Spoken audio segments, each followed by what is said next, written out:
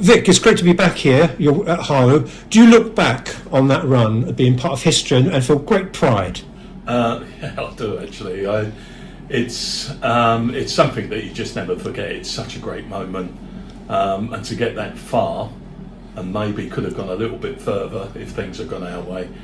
It was just a great time. You know, we were a really good side, well disciplined, organised, and that's why I think those sides like Leicester and Southend found it difficult for us or for them to break us down, you know. But we were a good side. But yeah, I do remember it. It's fond memories. Chatting to Ray, he said you were a fit side. Yes, we were, and I think when you're playing at that level, you needed to be fit, you know, because the difference may be in technical side of things, you know, with players. But if you're fit enough, then you can compete, and we did compete. You know, it's as simple as that.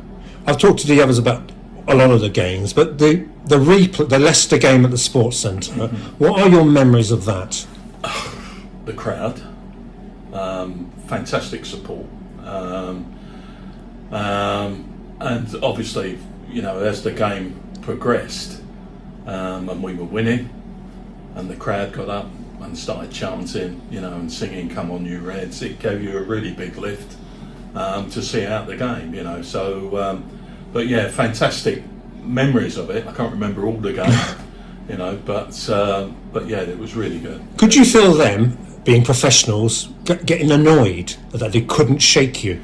Yeah, I think what was disappointing for them is that they couldn't find a way to break us down, and they ended up launching the ball into the penalty area, and for me that was my game, heading the ball. Me and Freddie Flack and Tony Goff, you know, we sort of managed that quite well, and won those duels in the air, and it frustrated them no end. You know, there were a couple of times where they might have had one or two chances, but Paul Kitson might have pulled off a save here and there, you know, but they just couldn't break us down. They were better at home and really put us under the cosh for most of that time, but back at our place they didn't seem to have any way of breaking us down. Should they have beaten Harlow in the original game, or do you think they should have got rid of you? When you look at the chances they had, but you know, Paul made great saves, you know, we blocked shots, you know, and things like that, you know, so we defended really well, and but they did have the opportunities to score, and then we go and equalise right at the death, which must have been a real killer for them, like, you know. And then coming to Harlow and playing at the Sports Centre, I mean, what they thought of the facilities and that might have been interesting, but you know, that's what it's like down at that level, you know. So it would have been interesting to hear their thoughts on, you know, how that game was going to go. But can you still, I know it's a long time ago, but can you still visualise that narrow corridor where the dressings were, the rickety stand, the lights? Yeah, the changing room that we changed in.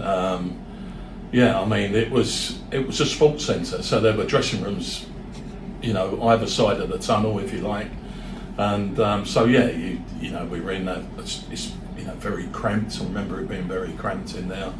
What was nice was when we came out, the support that we had when we came out was fantastic. You know, so that sort of, you know, geared you up for the game. You know, that puts you know, really made you feel good to come out and play. After the victory, there was quite a lot of publicity, wasn't there? Was that good?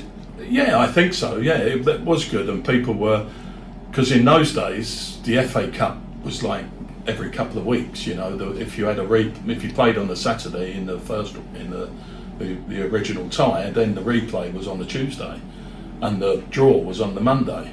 So when we played Leicester in the replay, we knew who we were going to meet in the next round if we won, and obviously that was Watford.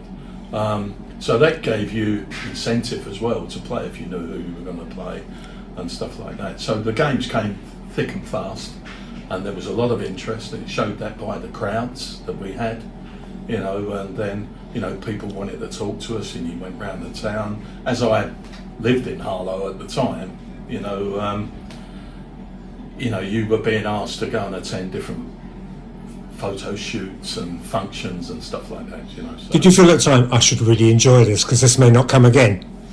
Yeah, I think so. It's difficult to recall those memories, you know, because it is a long time ago. But yeah, the specifics of that, you know, it is great because you haven't experienced that before, you know. So it was a new. And with Watford, was there an element of being 4-1 down and thinking we could be really embarrassed here? Well, no, I think the feeling was we felt that it was unjustified. You know, we shouldn't be 4-1 down. There were some moments when they got particular free kicks or stuff like that. You know, we just had this determination to not give in and to get back as much as we can, and we showed that in that second half. And we came back and we got 2 goals. You know, Macca put one in that I headed back into the penalty area, and then he scored another one. You know, from a good build-up play from us.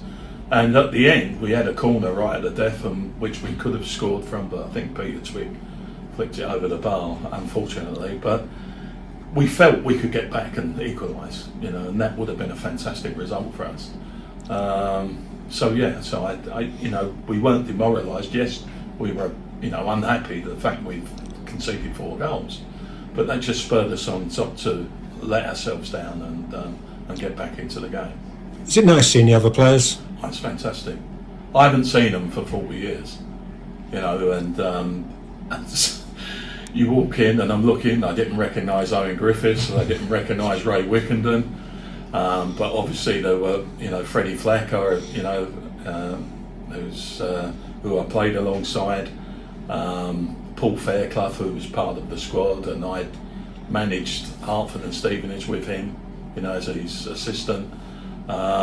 You know, so it was great seeing them again after all that time, you know. So. And people often a lot of people pay credit to your manager. He was great.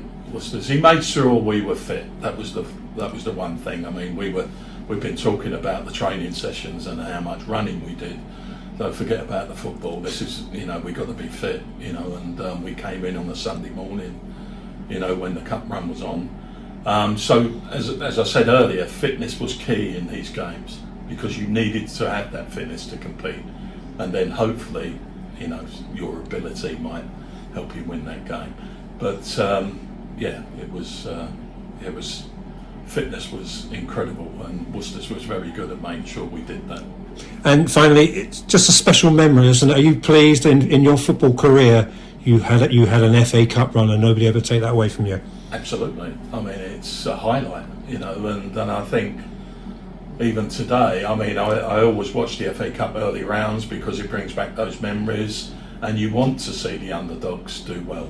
I mean, it's great, you know, for your career, you know, you know, being able to get as far as you can in that cup game, and hopefully you'll play a good side, you know, and then that will bring more memories, you know. So it was a great time. It was a great time.